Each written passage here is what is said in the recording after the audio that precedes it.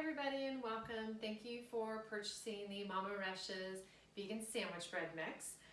What I'm going to go over here are two different ways of how to make the vegan sandwich bread. So the first one we're going to go over is the bread maker, which I prefer because it's a lot less hassle in regards to the time you have to kind of pay attention to it, because once it goes in the bread maker, it's kind of all set till the timer goes off and you have to cool it.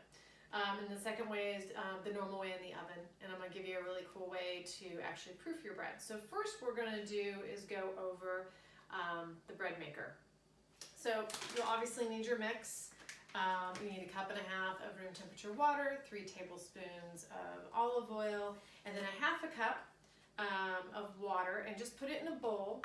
First thing you're going to do is, this is for the chia seeds. So inside your mix are going to be 2 packets, okay? They're going to come with a yeast packet, and they're going to come with a chia seed packet, okay? So I'll set the mix over here aside. So the first thing you're going to want to do is take your chia seeds. I'm going to put them in the 1/2 cup of water. You can use a bowl, you can use a measuring cup, you can do however you want to do it. Just have enough room so that you can actually mix it up. Key here, guys, what we're doing is we're creating kind of a paste, okay? So you gotta at least let this sit for like 10 minutes. I recommend probably 15 minutes, so it's something before you start baking, you just need to set aside, and it's just gonna absorb the water. You'll have to come back a couple of different times to probably mix it all in so it all gets all nice and combined. So I have some right here. So you see it is a big paste, okay? This is what's gonna, instead of the egg, this is what keeps your bread together. All right, so let's move on in regards to the other steps for the bread maker. So you're gonna take your mix, make sure your packets are out of it. So just pour your dry mix into a bowl, because what we're gonna do here is we're gonna take the yeast packet and we're gonna open that up and we're gonna combine these. It's really important, especially with the bread maker, that you make sure that this yeast is evenly distributed, because the bread maker does not have the force, obviously, with the mixing capacity as like a stand mixer does. So we really want to make sure so you have a great result and beautiful bread. So we're just going to pour that yeast packet in there. I have my whisk. If you don't have a whisk, take a fork, take something. You can use a spoon. Just make sure it really gets really well incorporated in here, okay? So once that's all done, the next thing we're going to do is we are going to take our, and I just use another little mixing bowl. You can use a stand mixer if you want. You don't really need that for the bread maker. What we're really doing here is we're just incorporating the other wet ingredients. So I just added 1.5 cups of water, 3 tablespoons of olive oil, and then our chia mixture, okay, our chia seed mixture. That all in there. And then after I've done, use my whisk and my dry first, I'll just go ahead and reuse it in my wet. Okay, so I'm just gonna mix that, just incorporate, it doesn't take very long. Incorporate that. Now I'm gonna go grab my pan out of my bread mixer. I'm going to plug it in. So on the bread mixer, what you want to do and the directions are on the back as well, but you're going to use the gluten-free setting or the rapid basic, okay? Mine's an older bread maker. I got it, as a wedding present when we got married, so it doesn't have a gluten-free setting on it. All the new ones most of the new ones have a gluten-free setting on it. So you're going to want to do the rapid basic or gluten-free setting, 2-pound loaf, which is all in the back here. And then on the vegan especially, you're gonna wanna do the darkest coloration on it. So there's usually settings like if you want light, medium, or dark as far as the crust color. With the vegan, because you don't have eggs in it, you're gonna wanna do dark, because it's gonna come out a lot lighter than a normal loaf of bread without the eggs, because the eggs help it have that nice pretty brown color. So what we're gonna do is we're gonna take our wet mixture, just gonna pour it in to the bread making pan, and then you're just gonna take the dry mixture here, turn this around so you guys can see what I'm doing, the dry mixture there. Literally, you are just going to even out on top, so that's as easy as that is right there. Okay, And then all you're gonna do is after you've already done your settings on your bread maker, gonna pop it in there, and you're gonna hit go. One thing I do recommend is after you have started the bread making machine and it's done a couple of, it started to mix it for a little bit, the thing's starting to get incorporated, you're gonna probably want to take a spatula and scrape down the sides of the pan. So just open up your bread maker and scrape that down, because a lot of times the dry mix will stick on the side of the bread machine. So you're gonna go through the whole cycle. So when the bread comes out, what you're gonna do, pop it out on a cooling rack, and just make sure it cools thoroughly. It usually takes about an hour to cool thoroughly. One of my recommendations, now my family, we eat enough bread that we eat a loaf in a whole week, okay, or even less than that. So I don't need to freeze anything. If you have a smaller amount of people that are eating it, or you don't eat a lot of bread, go ahead and slice it the day you bake it. Put it in, however, if you want to put 2 slices in a Ziploc and then put it in a freezer Ziploc and put it in your freezer, and then you just pull it out as you need it. And then you can just warm it up in your toaster and it'll be great. So those are my tips for using the bread maker, and we'll be right back to go over how we make it in the oven. Hi guys, we're back. Now we're gonna go over how we make the vegan sandwich bread in the oven. Okay, so the first thing we're gonna do is what we did with the bread making machine is in your packet, in your mix packet, it's gonna include 2 little packets. Okay, so you got your yeast packet and then you get your chia seed packet. So on the back of the ingredient, on the back of the bag, it gives you these directions. But you're gonna take a half a cup of water and the contents of your chia seed bag, okay? So let's start out with doing that first, because you gotta let these sit for like 10 to 15 minutes, okay? At a minimum 10 minutes, because you're creating a paste. This is your replacement for your eggs, okay? I'm gonna stir that up. The next thing we're gonna do is we're gonna create our own proofer at home, okay? So a little trick that I learned as far as to proof bread is we're gonna use our microwave. So if you've got a microwave, this is an easy way to do it.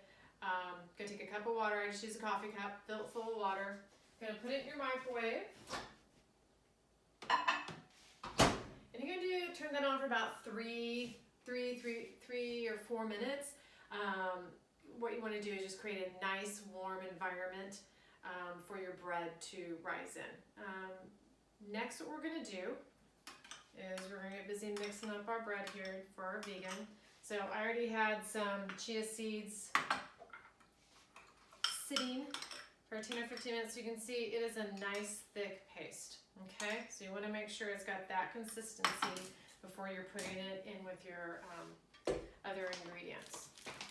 So I'm going to set aside my mix, I'm going to set aside my yeast packet, keep it over here. The first thing I'm going to do is I'm going to use my stand mixer. I always, when I make bread, I use my stand mixer. It's just, if you've got one, it's a lot easier, especially since the batter is really thick. Okay, so it's not a dough, but it is definitely a very, very thick batter.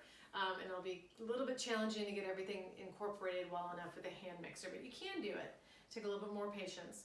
So what we're going to do is we need 1.5 cups water. We've got our chia seed mixture, which we had already let sit for about 10 or 15 minutes. And then we've got 3 tablespoons of olive oil. So we're going to go ahead just in our stand mixer. I like to mix all of my wet stuff before I add my dry stuff. That way you just make sure everything is really well incorporated. Add all this in here.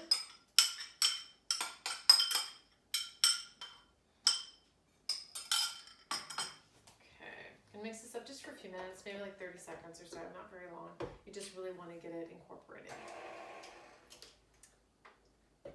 Got all my wet incorporated here. So I've already got my pan already prepped. So you can use either a non-stick spray, which I use an allergen-free spray on my pans, or you can grease it and flour it. Just make sure you put something in it or you'll end up with bread stuck to the side of your pan. If you have a non-stick pan, you probably be okay, but I always, just as a rule of thumb, I always put something on there. So that's already ready to go. So now we're going to do in our wet mixture, we're just going to pour the entire contents of our mix in the mixing bowl. And then we're going to open our yeast packet. Very important. If you forget your yeast packet, you're not gonna, it's not gonna rise. Okay. Oops. And you can just add that directly in. Okay. So on the bread mixer, on the bread machine, directions. I had you go ahead and incorporate it, whisk it into your dry separately. This way you don't, because it's all getting mixed together pretty effectively with the stand mixer. So we're going to mix this for 2 minutes on medium or medium high. Got to make sure it's really, really well incorporated, okay? Okay, so we've got it mixed for about 2 minutes, medium high, okay? As high as you can go, really. I usually need to when I'm scooping it out. I mean, it's going to be really thick. Okay, so I'm going to show you what we've got. So you're just going to, I use a spoon. It's a lot easier than a spatula to get this stuff out of a pan. So I usually use a big spoon.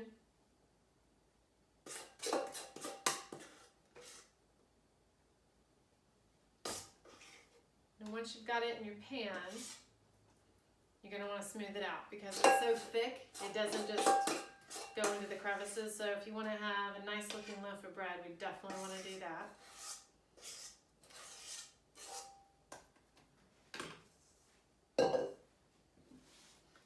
So it's going to take with your proofing, depending on the time of year, because weather makes a big difference on how bread's proof.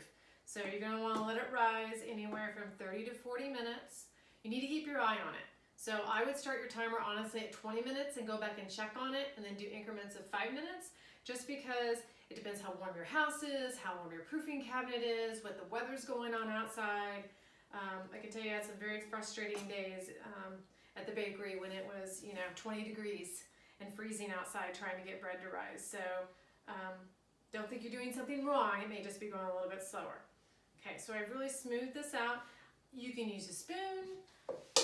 I use my hands a lot of times. I'll just wet my hands down and just kind of pat it out. And then it's nice and smooth, especially since you're doing it at home. Do it yourself. You can put gloves on. You can use a spoon, whatever you want to do. So once we get it in the pan, we're going to pop it in the proofer, which is our microwave that we've created, our proofing. So again, usually takes about 30 to 40 minutes to proof. You're going to want it to be about 1 inch to 1.5 inches below the top, because it's still going to rise. You don't want to overproof this bread because it's still going to rise once you put it in the oven. So going to preheat your oven at 350. Okay, so once it's done proofing, you're up to about 1 inch, 1.5 inches above the top. Going to pull it out, put it in your oven. This bread's going to bake for 1 hour and 45 minutes, so it's a little bit longer because there's no egg in it. So it takes longer to bake. Also, you're going to want it to bake that long so you can get it nice and brown on top, because again, without the egg, like I mentioned when we talked about the bread machine, it's just not going to be that super golden brown on top because there's not any egg in it. All right, so once you bring it out, you'll have a loaf that looks like this. Again, if you have a smaller amount of people that you're trying to feed, go ahead and slice it, cool it on a cooling rack for about 1 hour. Slice it up how you want to slice it, how you want to pull it out of the freezer. Just make sure it goes in a freezer Ziploc bag. So I usually put them in sandwich bags